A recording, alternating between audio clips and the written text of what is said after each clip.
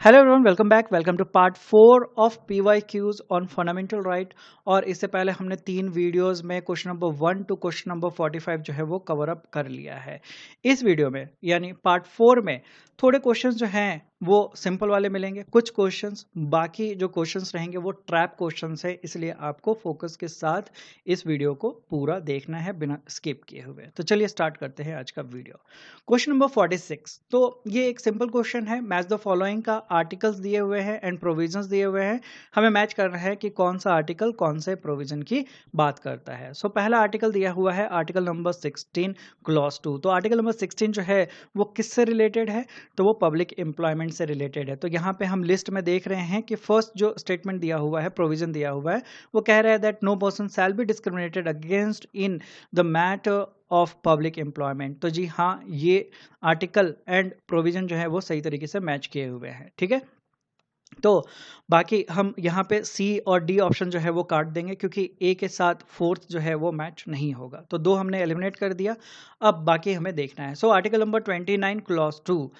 और यहाँ पे स्टेटमेंट क्या दिया हुआ है, प्रोविजन क्या दिया हुआ है? No citizen shall be denied admission into educational institutions maintained by the state. तो जी हाँ, ये भी सही तरीके से मैच किया हुआ है। तो यहाँ पे अभी टशन चालू है, बिकॉज दोनों में 1122 है। तो हमें थर्ड स्टेटमेंट पे जाना पड़ेगा। थर्ड जो आर्टिकल है वो है आर्टिकल नंबर 30 क्लॉज 1। और यहाँ पे प्रोविजन क्या दिया हुआ है? That all minorities shall have the right to establish and administer educational institution. तो जी हाँ, ये भी सही तरीके से मैच किया हुआ है, इसलिए हमारा करेक्ट आंसर क्या हो जाएगा? Option A, 1 2 3 4। यानी ए के साथ 1 मैच होगा, बी के साथ 2, सी के साथ 3 एंड डी के साथ 4। मान लेते हैं कि अगर किसी को ये आर्टिकल याद ना हो, आर्टिकल नंबर 30 क्लॉज 1 जो है वो याद ना हो, तो हम क्या करेंगे? तो आर्टिकल नंबर 31 को हम देखेंगे। आर्टिकल नंबर 31 किससे रिलेटेड था? तो राइट टू प्रॉपर्टी से। ठीक है, एंड हम देखते हैं कि फोर्थ जो यहाँ पे प्रोविजन दिया गया है, यहाँ पे प्रॉपर्टी की बात की गई है। तो इनकेस अगर आपको आर्टिकल नंबर 30 याद नहीं था, तो आप नेक्स्ट आर्टिकल देख के उसका प्रोविजन जो है अगर आप पकड़ पाते हैं तो करेक्ट आंसर आप टिक कर पाएंगे। ठीक है, then question number 47. The National Green Tribunal Act 2010 was enacted in consonance with which of the following provisions of the Constitution of India? यानी नेशनल ग्रीन ट्रिब्यूनल एक्ट 2010 में जो लाया गया वो इंडियन कॉन्स्टिट्यूशन के किस आर्टिकल के साथ रिलेटेड है? पहला स्टेटमेंट कह रहा है right to healthy environment under article 21।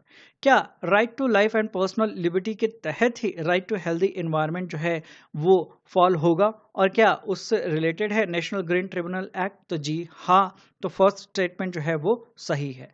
Second statement कह रहा है provision of grants for raising the level of administration in scheduled areas for the welfare of scheduled tribes under article 275(1).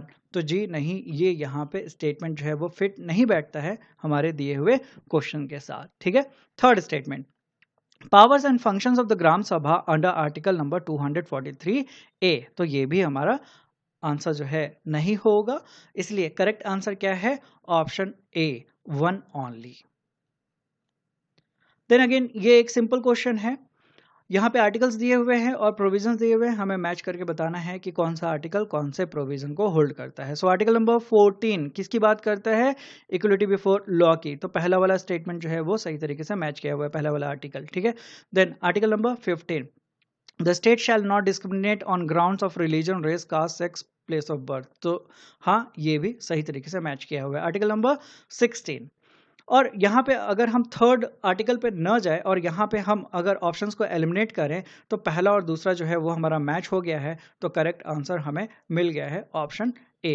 ठीक है, तो इस तरीके से आपको क्विकली जो है वो आंसर को चेक करना है। एलिमिनेशन प्रोसेस अगर लग सकता है तो एलिमिनेट करना है और जल्दी से फिर नेक्स्ट क्वेश्चन पे जाना है। जल्दी का मतलब ये नहीं है कि हम गड़बड़ी कर दें। ठीक है, ध्यानपूर्वक be attentive and try to eliminate as much as you can, because elimination process से जब हम जाते हैं तो श्योरिटी जो है हमारे आंसर की वो बढ़ती जाती है। ठीक है, तो यहाँ पे जो दोनों आर्टिकल है, आर्टिकल 16 एंड आर्टिकल 17, ये भी सही तरीके से मैच किए हुए हैं, इसलिए हमारा आंसर क्या है? Option A, 1 2 3 4। So question number 49. The word state as mentioned in part 3 of the constitution connotes which of the following? मतलब क्या हो गया कि स्टेट जो वर्ड है पार्ट 3 ऑफ इंडियन कॉन्स्टिट्यूशन में वो क्या डिनोट करता है, उसके अंदर क्या क्या चीजें इंक्लूड होती है। तो पहला स्टेटमेंट कह रहा है the government and the parliament of India.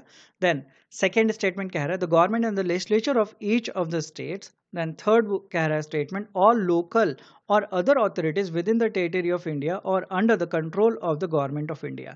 तो स्टेट के डेफिनेशन के अंदर क्या ये सारे आते हैं? तो जी हाँ, ये सारे आते हैं।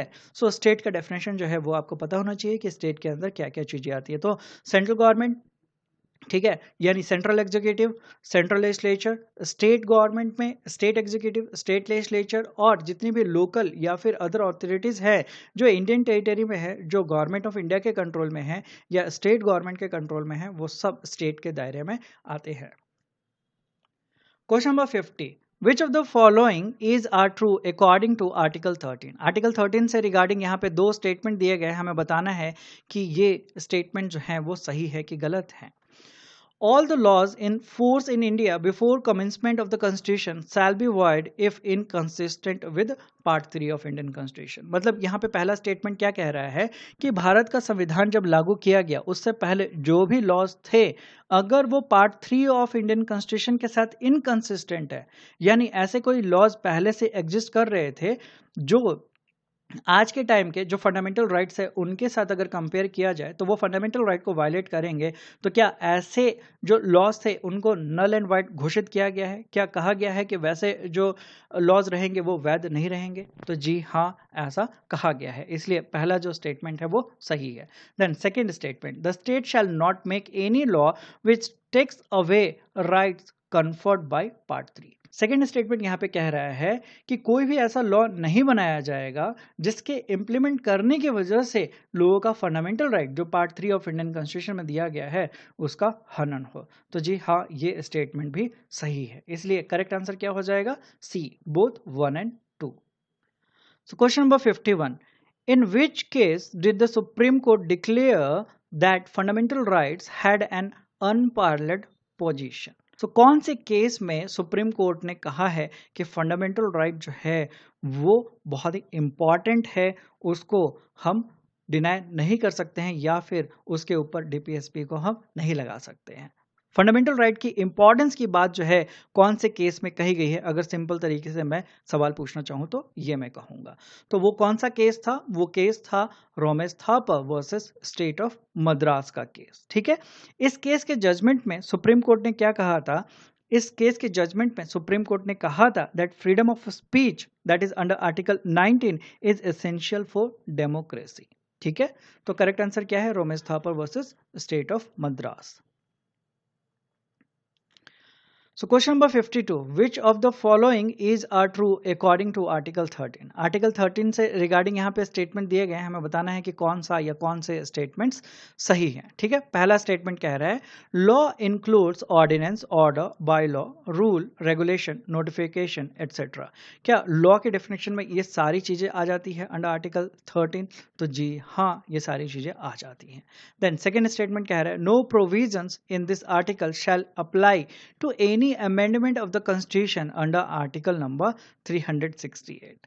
यानी सेकेंड स्टेटमेंट में कहा जा रहा है कि अगर आर्टिकल नंबर 368 को यूज करके कोई अमेंडमेंट किया गया इंडियन कॉन्स्टिट्यूशन में, तो वो जो अमेंडमेंट किया गया वो लॉ के डेफिनेशन के अंदर नहीं आएगा। तो करेक्ट आंसर क्या है? बोथ 1 and 2, दोनों जो स्टेटमेंट है वो सही है। ठीक है, लॉ के डेफिनेशन में वो चीज भले ही नहीं आएगी, but basic structure of Indian constitution का वायलेशन जो है वो नहीं होना चाहिए, ये जुडिशरी के द्वारा कहा गया है। Okay, question number 53. Which amendment act amended Article 13 and Article number 368 of Indian Constitution, thereby overriding the decision of Supreme Court in Golaknath versus State of Punjab? यहाँ पे क्वेश्चन पूछा जा रहा है कि Golaknath versus state of Punjab के judgement में supreme court ने जो डिसीजन दिया था उस डिसीजन को ओवरराइड करने के लिए कौन सा अमेंडमेंट जो है वो किया गया था इंडियन पार्लियामेंट के द्वारा। तो वो कौन सा अमेंडमेंट था? वो था 24th अमेंडमेंट। ठीक है, 24th अमेंडमेंट जो है Golaknath versus state of Punjab के केस में जो जजमेंट दिया गया था कि पार्लियामेंट जो है वो फंडामेंटल राइट को अमेंड नहीं कर सकती है, उस जजमेंट को बदलने के लिए अमेंडमेंट कर दिया गया संविधान में। और 24th अमेंडमेंट 1971 में पार्लियामेंट ने अमेंडमेंट ला के ये कहा कि ये पार्लियामेंट के पास अधिकार है कि वो फंडामेंटल राइट को भी अमेंड कर सकती है। तो यहाँ से टशन जो है सुप्रीम कोर्ट एंड लेजिस्लेचर के बीच में चालू हो जाता है, जो कि काफ़ी सालों तक चलता है एंड बाद में जाके केशवानंद भारती केस में एक क्लियर जस्टिफिकेशन जो है वो मिलता है, जहां पे बैलेंस जो है वो बन जाता है लेजिस्लेचर एंड जुडिशरी दोनों के बीच में। Question number 54, which of the following statements about fundamental rights is are correct. Fundamental rights से रिगार्डिंग स्टेटमेंट दिए गए हैं, हमें बताना है कि कौन सा या कौन से स्टेटमेंट जो है वो सही है। पहला स्टेटमेंट कह रहा है fundamental rights exist as limitation upon executive and legislature power. क्या फंडामेंटल राइट जो है वो लिमिटेशन पुट करते हैं एग्जीक्यूटिव एंड लेजिस्लेटिव पावर के ऊपर? तो जी हाँ, ये पुट करते हैं limitation. Then second statement, India's model of fundamental rights is drawn from the US Constitution। तो जी हाँ, ये स्टेटमेंट भी सही है, इसलिए करेक्ट आंसर क्या हो जाएगा? सी, both 1 and 2 are correct over here। Question number 55, the Supreme Court held which of the following view in Kesavananda Bharati case. Kesavananda Bharati case में कौन सा व्यू जो है सुप्रीम कोर्ट के द्वारा रखा गया? तो पहला स्टेटमेंट कह रहा है that parliament can not amend fundamental rights under article number 368। क्या केशवानंद भारती केस में कहा गया कि आर्टिकल नंबर 368 को यूज करते हुए पार्लियामेंट जो है वो फंडामेंटल राइट को चेंज नहीं कर सकती है, फंडामेंटल राइट के अंदर बदलाव नहीं ला सकती है? तो ये स्टेटमेंट सही है कि गलत है? तो जी ये गलत है। ठीक है, ये कौन से केस में कहा गया था? ये गोलकनाथ केस में कहा गया था। ठीक है, केशवानंद भारती केस में कहा गया कि आर्टिकल नंबर 368 को यूज करते हुए पार्लियामेंट जो है वो फंडामेंटल राइट को भी अमेंड कर सकती है, बस पार्लियामेंट को ये ध्यान देना होगा, लेजिस्लेचर को ये ध्यान देना होगा कि वो basic structure of Indian constitution को वायलेट ना करें। ठीक है, सेकेंड स्टेटमेंट क्या कह रहा है? There were implied limitations on the powers of the parliament to amend the constitution that affect the basic feature of the constitution. तो क्या ये बात कही गई थी कि बेसिक स्ट्रक्चर ऑफ कॉन्स्टिट्यूशन जो है उसके ऊपर प्रभाव नहीं पड़ना चाहिए, और इस तरीके से लिमिटेशन जो है वो जुडिशरी के द्वारा, बेसिकली सुप्रीम कोर्ट के द्वारा पार्लियामेंट पे लाई गई? तो जी हाँ, ये स्टेटमेंट जो है वो सही है, इसलिए हमारा करेक्ट आंसर क्या हो जाएगा? B, 2 only. Question number 56. Which of the following cases did the Supreme Court invalidate clauses 4 and 5 of Article 368 as violative of the basic structure of the Constitution? यानी कौन से केस में ये जजमेंट जो है दिया गया था कि क्लॉज 4 एंड क्लॉज 5 जो आर्टिकल नंबर 368 के द्वारा जोड़ा गया था वो बेसिक स्ट्रक्चर ऑफ कॉन्स्टिट्यूशन को वायलेट करता है? तो वो कौन सा केस था? वो था मिनेर्वा मिल का केस। Minerva mill versus Union of India का जो केस हुआ था 1980 में, जिसका जजमेंट आया था, उस जजमेंट में सुप्रीम कोर्ट के द्वारा ये कहा गया कि ये जो क्लॉज जोड़े गए हैं, clause 4 and clause 5 under article number 368, ये basic structure of Indian constitution को वायलेट करते हैं, इसलिए इन्हें स्ट्रक डाउन किया जा रहा है। ठीक है, सो क्वेश्चन नंबर 57, ध्यान से देखिएगा क्योंकि यहाँ पे बोला जा रहा है that which of the following statements is not correct according to article number 14। क्योंकि क्या होता है कि प्रेशर पर या जल्दीबाजी में हम देखते हैं कि आर्टिकल 14 यहाँ पे लिखा गया है और आर्टिकल 14 से रिगार्डिंग अगर कोई प्रोविजन यहाँ पे मैच करता है तो हम उसको टिक करके आगे बढ़ जाते हैं, बट यहाँ पे हमें ध्यान देना है कि क्वेश्चन में क्या पूछा जा रहा है, नॉट करेक्ट पूछा जा रहा है, यानी जो स्टेटमेंट गलत होगा विद रिस्पेक्ट टू आर्टिकल 14 वो हमें बताना है। तो पहला स्टेटमेंट कह रहा है equal protection does not extend to privileges afforded by the state. तो ये स्टेटमेंट सही है कि गलत है? तो ये गलत है। ठीक है, second statement equal protection employees similar और equal treatment in similar circumstances. तो ये स्टेटमेंट आर्टिकल नंबर 14 के रिस्पेक्ट में सही है कि गलत है? तो ये सही है। तो हमें क्या बताना है? जो सही नहीं है, इसलिए हमारा आंसर क्या हो जाएगा? ए, 1 only. Okay, so question number 58, which of the following statements is are not true? यानी दिए हुए स्टेटमेंट्स में से हमें बताना है कि कौन से जो है वो सही नहीं है। पहला स्टेटमेंट कह रहा है the principle of equality does not take away the state's power of classifying persons for legitimate purpose. यानी क्या प्रिंसिपल ऑफ इक्वलिटी जो अप्लाई किया जाता है अंडर आर्टिकल 14, या फिर article number 14 to article number 18, उसके वजह से स्टेट के पास कोई पावर नहीं है कि वो लोगों को अलग से रिजर्वेशन या स्पेशल कोई प्रोविजन जो है वो प्रोवाइड कर सके। ये स्टेटमेंट सही है कि गलत है? तो ये स्टेटमेंट क्या है? ये स्टेटमेंट सही है। ठीक है। Second statement, any law making special provision for women under article 15 clause 3 can be challenged on grounds of contravening article number 14। क्या अगर औरतों को रिजर्वेशन दिया गया है, उनके लिए कोई स्पेशल प्रोविजन बनाया गया है अंडर आर्टिकल 15 क्लॉज 3, तो क्या उस चीज को आर्टिकल 14 के बेसिस पे चैलेंज किया जा सकता है कि मेरी इक्वलिटी जो है उसका हनन हो रहा है, राइट टू इक्वलिटी जो है वो होना चाहिए, बट यहाँ पे औरतों को स्पेशल प्रोविजन लाकर रिजर्वेशन दिया जा रहा है? तो क्या ये चैलेंज किया जा सकता है? तो नहीं किया जा सकता है। ठीक है। और यहाँ पे क्या पूछा है? Not true. तो कौन सा ट्रू नहीं है? सेकेंड वाला ट्रू नहीं है। ठीक। तो आंसर क्या हो जाएगा? B, second only. Question number 59, which of the following is are true according to article 14? Article 14 के रिस्पेक्ट में हमें बताना है कि कौन से स्टेटमेंट जो है वो सही है। ठीक है। यहाँ पे ट्रू पूछा है, यहाँ पे नॉट ट्रू पूछा था। पहला statement, taxation law is an exception to doctrine of equal protection. क्या टैक्सेशन लॉ जो है वो एक्सेप्शन है डॉक्ट्राइन ऑफ इक्वल प्रोटेक्शन के? ये स्टेटमेंट जो है वो सही है कि गलत है?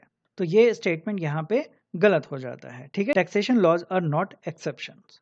Then second statement, equal protection guarantees equality before legislative laws as well as procedural law.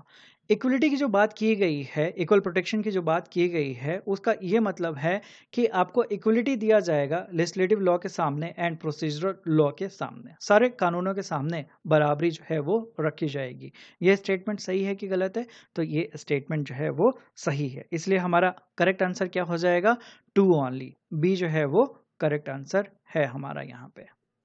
Question number 60, Which of the following statements rightly describe exceptions to equality before law? Equality before law के respect में यहाँ पे exception की बात की गई है, हमें बताना है कि कौन सा जो स्टेटमेंट है या कौन से स्टेटमेंट्स जो हैं वो सही हैं। तो पहला एक्सेप्शन बताया जा रहा है under equality before law that president or governor shall not be answerable to any court for exercise of powers. तो जी ये स्टेटमेंट सही है, हमने लेक्चर करते समय इस चीज को देखा है, समझा है। एक्सेप्शन के अंदर ये चीजें इंक्लूड होती हैं। Then second, no criminal proceeding shall be instituted against them during their term. तो ये स्टेटमेंट भी सही है। ठीक है। इसलिए करेक्ट आंसर क्या हो जाएगा? सी, बोथ 1 एंड 2 जो है यहाँ पे सही है with respect to exception to equality before law. अगर आपको इन सब चीज़ों से रिलेटेड कोई भी डाउट है तो आप डिस्क्रिप्शन में दिए हुए लिंक को क्लिक करके वीडियो को डिटेल में देख सकते हैं और अपने सारे डाउट्स क्लियर कर सकते हैं। तो आज के वीडियो में इतना ही। आई होप कि आपको वीडियो अच्छा लगा हो, और अगर आपको वीडियो अच्छा लगा हो तो प्लीज़ वीडियो को लाइक कर दीजिएगा, वीडियो को शेयर कर दीजिएगा। कोई डाउट रह गए हों तो आप कमेंट कर सकते हैं या फिर इंस्टाग्राम पे मुझसे कनेक्ट करके वहाँ पे मुझसे अपने डाउट्स जो हैं वो पूछ सकते हैं। चैनल को आपने अभी तक सब्सक्राइब नहीं किया तो प्लीज़ सब्सक्राइब कर लीजिएगा and hit the bell icon to get the latest notification. तो मिलता हूँ मैं अगले वीडियो में। Till then take care, bye bye, thank you, जय हिंद।